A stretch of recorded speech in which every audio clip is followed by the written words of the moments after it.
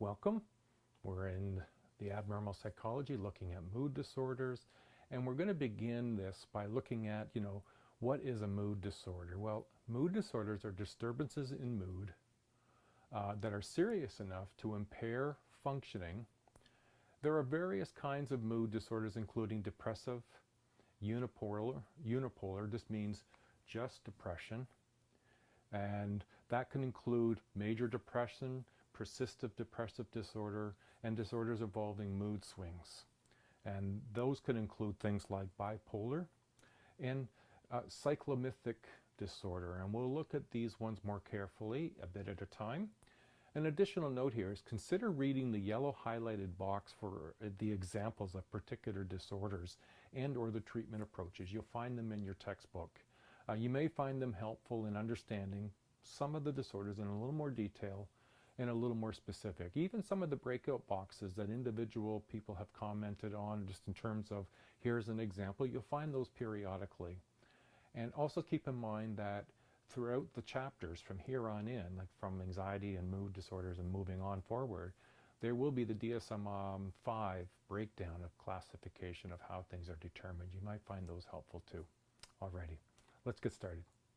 Mood disorders are disturbances in mood that are serious enough to impair daily functioning. Now, keep in mind, daily functioning is being able to get up in the morning when you plan to, have breakfast, go to work, after work, go socialize with your friends, go to bed at an appropriate time, and get up and repeat. If mood disorders affect that daily functioning, then it's serious enough to be considered, at least and initially, as a mood disorder. They can take various forms, including depressive unipolar disorder, such as major depression or Depressive Disorder, and disorders involving mood swings, such as bipolar disorder or Cyclothymic Disorder. Now, people with major depressive disorder experience profound changes in mood that impair their ability to function. Severe mood disorder, characterized by the occurrence of major depressive episodes in the absence of a history of manic episodes. Manic episodes would suggest bipolar, so this does not involve any of the manics, but generally just focuses on having depressed episodes.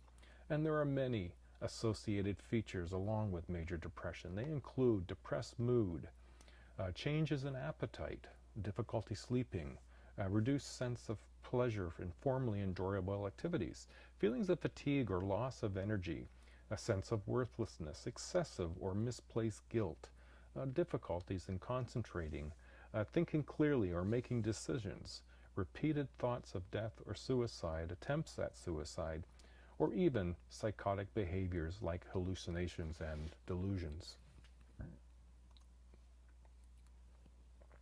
Now, although changes in mood in response to ups and downs of everyday life may be quite normal, persistent and severe changes in mood or cycles of extreme elation or depression may suggest the presence of a mood disorder. And this chart just sort of gives you a sense. There's a certain variability of what we would consider to be normal kinds of fluctuations in mood. But if they get extreme, now again, depression has some very significant, and there's some time considerations. This isn't something that happens over the course of a day. This is something that occurs over the course of weeks and months. Okay? So when we think in terms of, who's most likely? Well, in Canada, depressive disorders are most common in adolescence and in early adulthood. So that's the ages of 15 to 24. Through adolescence and adulthood, 15 to 64 years of age, women have the highest prevalence of depressive disorder compared to men. Older adults, 65 and older, have the lowest prevalence of depressive disorder, and no significant difference between men and women in that age group. About twice as many women as men seem to be affected by major depression, but the reasons for this gender difference remain unclear. Depression can begin or occur and reoccur at any age, but the risks of initial onset of depression is age-related and usually early in life. Major depression has been increasing worldwide. So if we think in terms of what are some of the risks, well, age, is a big one. Socioeconomic status can impact depression, and so can marital status. So we'll move into another, sometimes less known, but not less affecting of individuals. It's what's known as seasonal affective disorder. Some people report that moods are affected by seasonal weather, most notably winter and summer. They feel good in the summer, there's longer daylight, and moody in the winter, shorter daylight. Now, seasonal affective disorder affects women more than men, and it's most commonly among young adults. Possibly occurs in children, but not as commonly in young adults. Features of SAD, seasonal affective disorder: fatigue, excessive sleep, craving carbohydrates, and weight gain. Now, this next you've probably heard of before. The premenstrual dysphoric disorder is it is an addition to the new DSM-5. Now, you may not have known it by that term, and it is characterized by persistent and severe mood swings, mood changes that revolve around the woman's menstrual cycle. It's often been linked to hormones. Now, persistent depressive disorder is a form of chronic depression that is milder than major depression and seems to follow a chronic course of development that often begins in childhood or adolescence, but may nonetheless be associated with impaired functioning in social and occupational roles. Now, the disorder characterized by mood swings between states of extreme elation and severe depression is formerly known as manic depression, is what is now known as bipolar. And there are two types of bipolar disorders: bipolar 1 disorder and bipolar 2.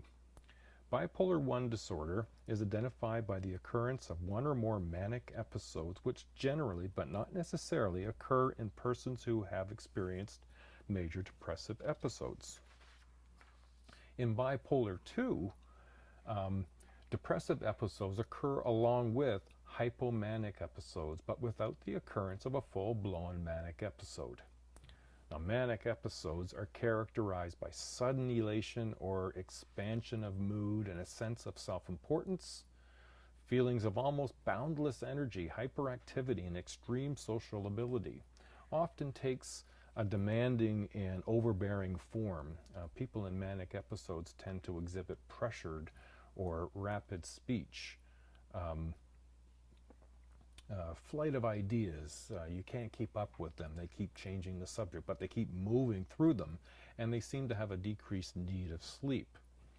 So if we think in terms of bipolar, when I mentioned, there's some we talk about a manic episode, you could look at it in terms of there's the hypomania and mania. Major depression would fall in the middle, and so you're looking at bipolar 1 on the right in the yellow and bipolar 2 on the left. Pressured speech, this is the outpouring of speech in which words seem to surge urgently for expression as in a manic state. Now, pressured speech would just be like, I just got to get this out, and I just got to keep talking about it, and I just got it. And it's almost as if I don't get it out right now, the whole world's going to come to an end. At least my world will come to an end. Now, rapid flight of ideas was characteristic by manic behavior involving rapid speech and a change of topics. If you're talking with someone who's going through this, they can go through a rapid succession of topics, not completing thoughts or ideas. It would be quite noticeable, and it lasts longer than, say, you were just trying to, do this for a couple of minutes. This would be going on for hours, maybe even days. Some of the other experiences of manic episodes you'll find in your textbook. Now, what you're seeing here is a bit of a chart to help distinguish between what is bipolar 1, what is bipolar 2, and what is cyclothymic or cyclothymic disorder, which is a mood disorder characterized by chronic patterns of mild mood swings between depression and mania that are not sufficient severity to be classified as bipolar. Now, it sort of hems and haws out of what would be considered manageable, normal, highs and lows that you can still manage to get through your days. It might be something that, is aggravating you or, kind of nags at you, but it's not going to interfere with your ability getting out of bed, going to work, socializing with friends. This is beyond that, but it's not as severe as the mania or depression of bipolar 1 or bipolar 2. Hypomanic or hypo means less than. So therefore, hypomania is mania that is less than a bipolar. All right, so that's just basically going through the criteria, or at least what are the major mood disorders. And now what we'll do in part 2 is look at the perspectives of how do they each understand, or where did they think they came from, or how are they developed. All right, let's carry on, everybody. Keep up. You're doing great. Bye now.